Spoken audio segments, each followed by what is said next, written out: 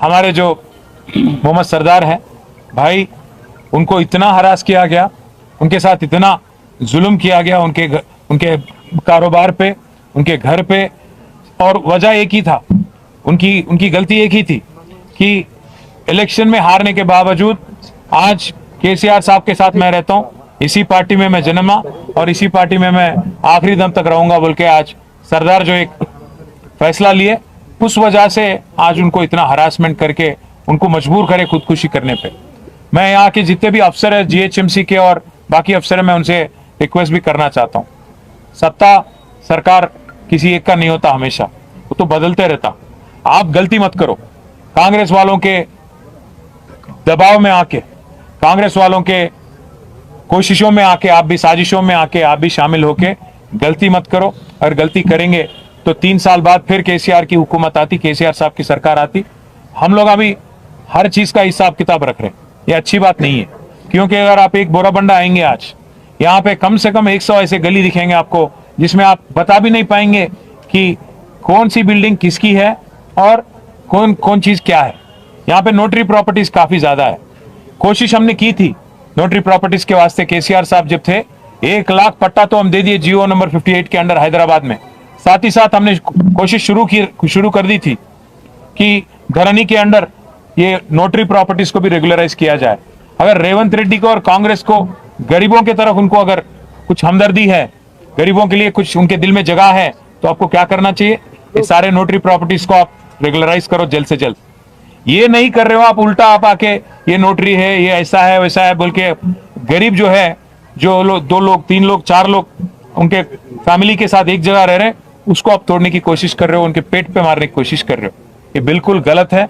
मैं कांग्रेस हुकूमत से, खास राहुल गांधी साहब से भी मैं पूछना चाहता हूं, आप बार बार कहते हो मोहब्बत की दुकान, आप कहते हो कि यूपी में बुलडोजर राज चल रहा, यूपी में गरीबों के साथ जुल्म किया जा रहा। आज यहाँ पे तेलंगाना में क्या हो रहा आप देखिए, हाइड्रा के नाम पे आपकी कांग्रेस की हुकूमत क्या कर रही है आप देखिएगा, समझने की कोशिश करिए। हर गरीब के पीछे आपकी हुकूमत यहाँ पे पड़ गई। रेवंत रेड्डी की जो मकान है कोडंगल में, जो रेड्डी कुंटा में है, रेड्डी कुंटा मतलब एक तालाब, उसको कोई नहीं टच करता। उसका भाई तिरुपति रेड्डी का मकान यहाँ पे, वो एक आलीशान बंगला है, मकान नहीं बंगला, आज एफटीएल में है, तालाब में है, उसको कोई नहीं छूता। साथ ही साथ पट्टनम महेंद्र रेड्डी, पोंगुलेटी श्रीनिवास रेड्डी, इनके पूरे मकान और आलीशान महल तालाब के अंदर है, एफटीएल के अंदर है, उसको भी कोई नहीं छूता। पर आज गरीब जो भी है उसके साथ इतना जुल्म किया जा रहा है। राहुल गांधी साहब, क्या यही है आपकी मोहब्बत की दुकान? आप यहाँ पे तेलंगाना में मोहब्बत की दुकान नहीं चला रहे, नफरत का मकान बना दिया, आप नफरत का दुकान बना दिए तेलंगाना को आपके रेवंत रेड्डी की सदारत में। इसलिए मैं राहुल गांधी से भी कहना चाहता हूं, रेवंत रेड्डी से भी कहना चाहता हूं, गरीबों पे मत निकालो आपका गुस्सा। अगर लड़ाई करनी है, सियासी लड़ाई, हमसे लड़ो। अगर जेल भेजना है, केस बनाना है, तो हम पे बनाओ। खाली पीली सरदार जैसे एक मासूम बच्चे पे जुल्म करके उसको आज खुदकुशी करने पे मजबूर करके आपको क्या मिल रहा? 2 छोटे छोटे बच्चे हैं सरदार के, उन फैमिली को आज मिलने के बाद हम सबके आंखों में आंसू आ गए।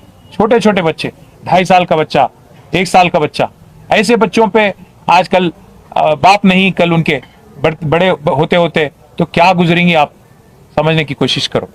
मैं बस इतना ही कहूंगा कि सरदार की फैमिली जो है उनके साथ हम है। दोनों बच्चों के नाम पे आज 5-5 लाख रुपए का फिक्स डिपॉजिट भी हम करें, उनकी तालीम के वास्ते, आगे जाके उनकी फ्यूचर के वास्ते। और साथ ही साथ जो जुल्म किया गया उनके कारोबार को तोड़ के उनके घर पे भी आके, उसके लिए भी एक्स ग्रेशिया हम पार्टी की तरफ से हम ही देंगे। और सरदार की फैमिली हमारी फैमिली है, सरदार की फैमिली बीआरएस की फैमिली है, उनके साथ आखिरी दम तक रहेंगे, उनकी पूरी तरह से हिफाजत और देखभाल हम करेंगे। उनकी भाई, छोटे भाई इब्राहिम है, उनको भी हमने आज यकीन दिलाया कि आपके कारोबार के वास्ते हम सबके नंबर भी हम दे के आए वहां पे, श्रीनिवास यादव साहब के, श्रावण साहब के, हमारे श्रीनिवास रेड्डी एमएलसी साहब के, विष्णु भाई, सोहेल साहब, महमूद अली साहब, सबके नंबर दे के आए कि भाई कोई भी जरूरत है तो आप फोन करिएगा। ऐसा नहीं है कि मागंटी गोपीनाथ गुजर गए मतलब हम यहाँ पे कोई ऐसा नहीं फील करिएगा कि आपके लिए देखभाल करने के लिए कोई लीडर नहीं है। पूरा पार्टी आपके साथ है और गोपी साहब की जो कमी है वो महसूस नहीं होने देंगे। हम सब आपके साथ रहेंगे, ये यकीन दिलाते हुए सरदार की फैमिली को जब तक इंसाफ नहीं मिलती तब तक हमारी लड़ाई जारी रहेगी।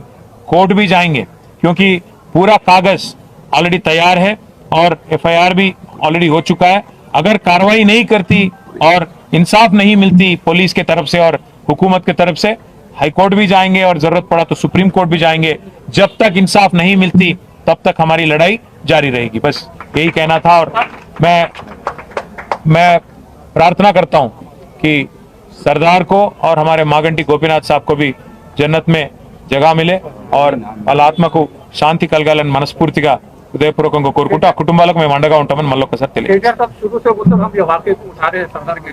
गोपीनाथ साहब जो एमएलए है कि बोराबंडे में बोलते हो सरदार के जैसे कई आपकी बीआरएस के लोगों के घर अभी भी सील है थे, उनके लिए आप हम ऑलरेडी कमिश्नर से बात कर चुके हैं। अभी यहीं से मैं और श्रीनिवास अन्ना बात भी करें कमिश्नर से। मैं बोला भी उनको अगर रेड मार्किंग शुरू हम भी करें तो बहुत नुकसान होती है आपका। बोला मैं क्या बोल तो हर कांग्रेस लीडर, हर बीजेपी लीडर, हर किसी का अगर हम भी मार्किंग शुरू कर दिए, क्योंकि हम कभी भी ऐसे हम देखिए भाई साहब, हम बदलाव की राजनीति करें 10 साल, बदले की राजनीति नहीं करें। अगर हम भी बदले की राजनीति शुरू करेंगे ना, कांग्रेस और बीजेपी वाले एक एक लीडर को हैदराबाद में बहुत मुश्किल हो जाता, क्योंकि यहाँ पे तो पूरे एमएलए हमारे, एमएलसी हमारे, सत्ता हुकूमत कांग्रेस की होंगी, पर हैदराबाद में जो है पूरा पकड़ और पूरा का पूरा रिप्रेजेंटेशन, नुमाइंदगी हमारी है। तो हम भी शुरू करें लेटर लिखना और रेड मार्क डालना तो बहुत मुश्किल हो जाती है रेवंत रेड्डी साहब को। बस यही बोला मैं कमिश्नर को। Thank you. एमएलए साहब एक